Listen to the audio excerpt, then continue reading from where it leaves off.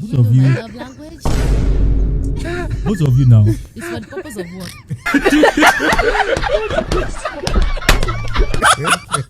How do you get to a point where you begin to say, "Oh, I want to chase happiness," and how do you even do it? So happiness and peace are results of you finding yourself. Happiness and peace Are automatic results. Automatic. Of you finding yourself. So you don't find happiness. It's yourself that you find. You find you. You become Find you to be happy. Yeah. That's why they say do the things that make you happy. So when you do what you love, you will naturally be happy. And both of them are like 5 and 6. Happiness and peace of mind. If Dangote's money is in alignment with who he is, and if finding Dangote Group is what he wants to do, he will have peace. And he will be happy. The higher the happiness, the higher the peace of mind. Number 3 is that even happiness is not like the absence of external commotion. Happiness is like an internal calmness in the midst of a storm. So whether there is a storm or not, there is peace of mind. So it doesn't really matter if Dangote's staff or staff members are misbehaving, God forbid. As long as he is in alignment with who he is, and he makes sure that every time he's in alignment with who he is, whatever happens externally, the internal peace will bring about the external peace. So it's not external peace that brings about internal peace. In a way, because it's always a two-way thing. Like, let's say you have internal peace now. You create external peace. External peace will then influence the internal peace. So it's a two-way thing. But what I'm saying is, even if there's an external promotion, your internal peace will position you in the right frame of mind to be able to analyze and see through the situation, see through the person causing the promotion, be able to identify why the person is causing, because nobody just wakes up, nobody just wants to cause promotion or cause problems. The person is in pain. So peace of mind makes you to see that the person is in pain.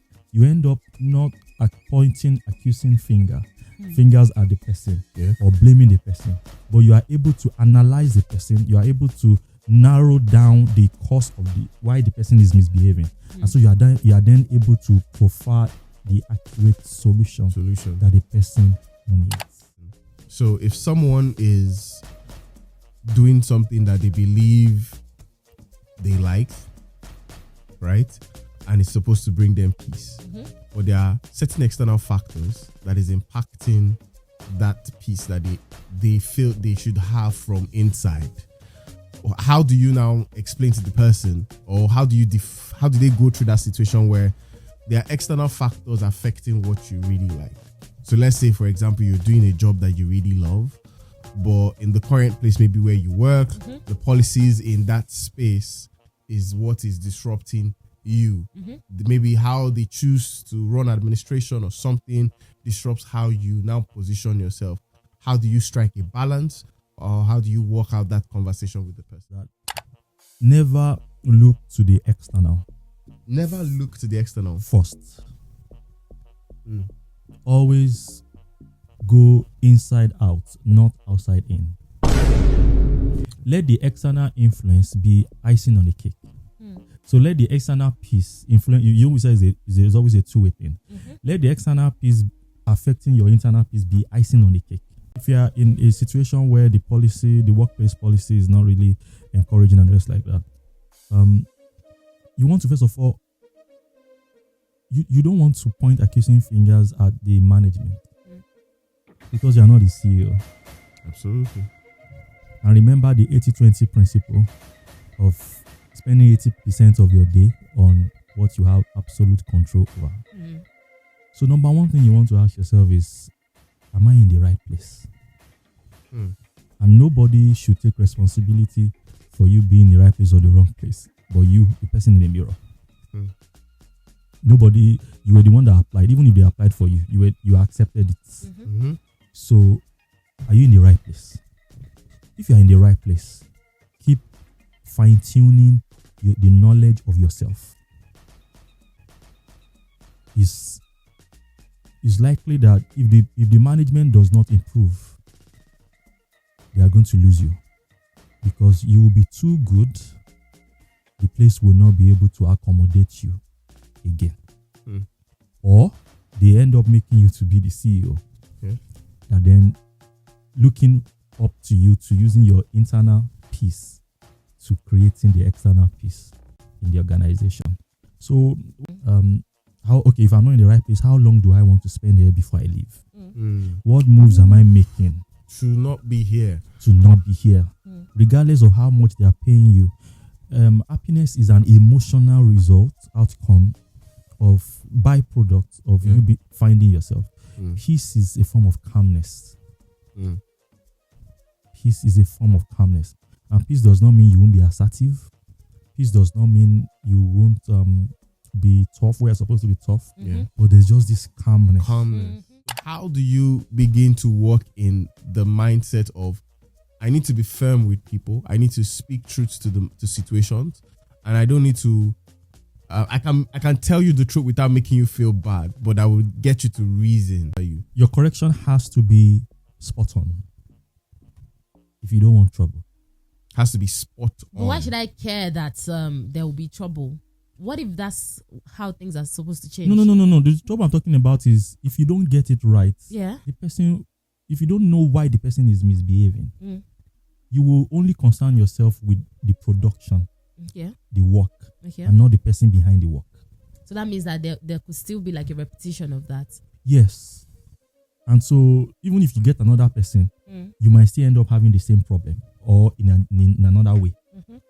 So what I discover in the workplace is that a lot of people are very effective when it comes to their work as leaders, as CEOs, but they don't know that you have to also not just relate with the work produced by the person, but also relate with the person behind the work.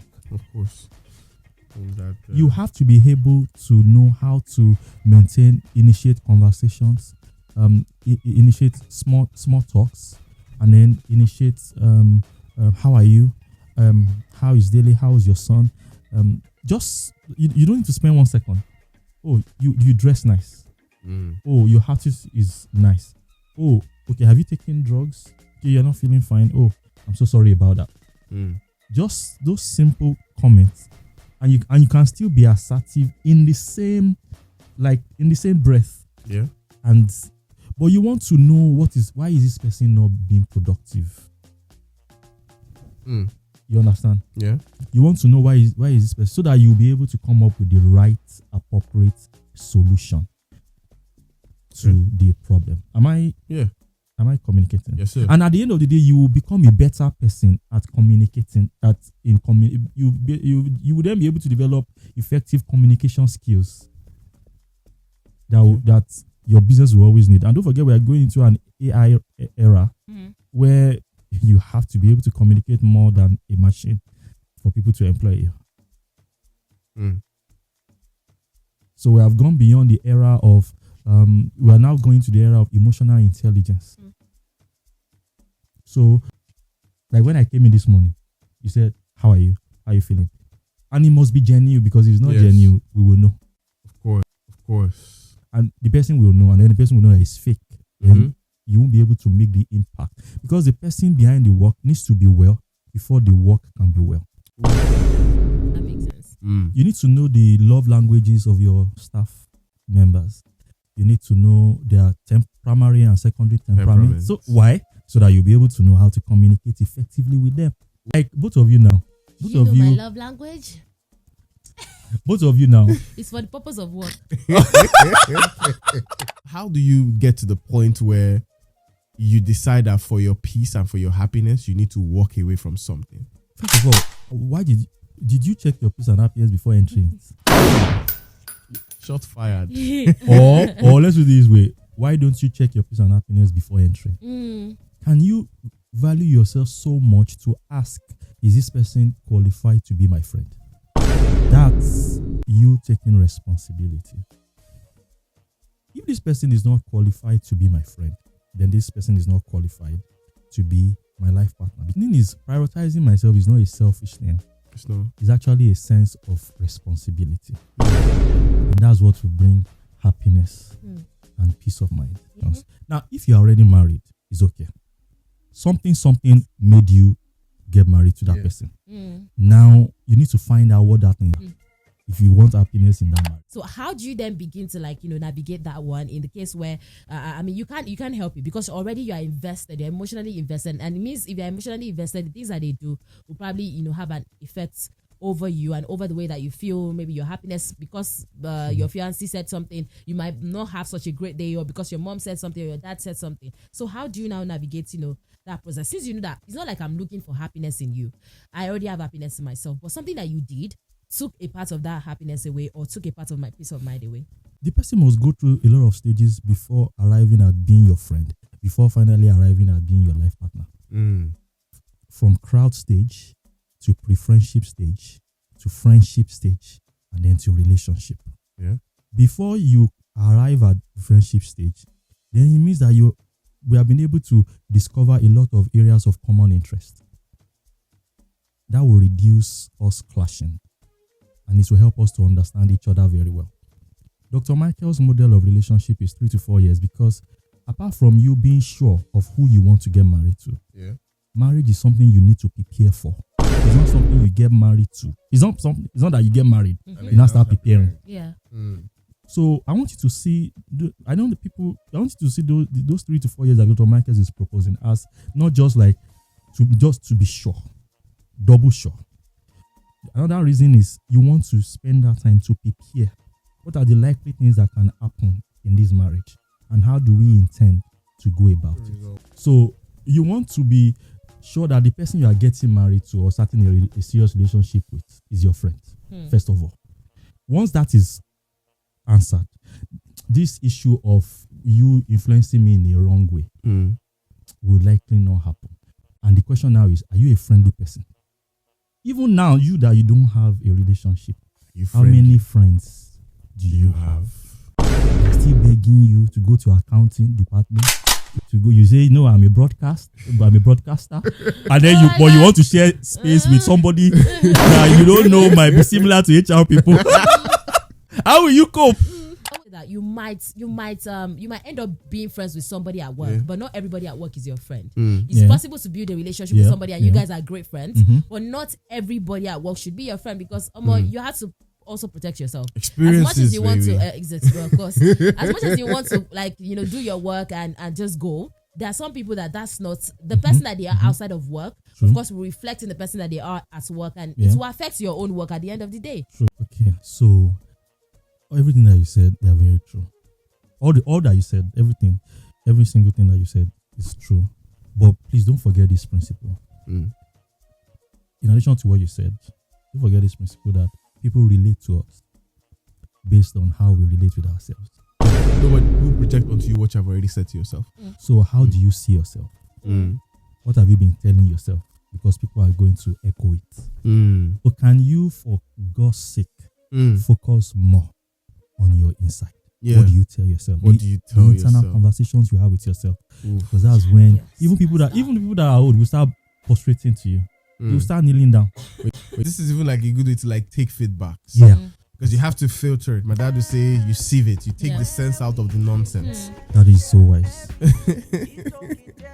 Thank you so much for today. Thank you for speaking about happiness and peace. And I hope that you have learned something in today's conversation and picked up something to understand that the work starts with you. Starts internally. And hope that you hold on to that. Thank you for being part of the show this morning. Thank you. Good morning.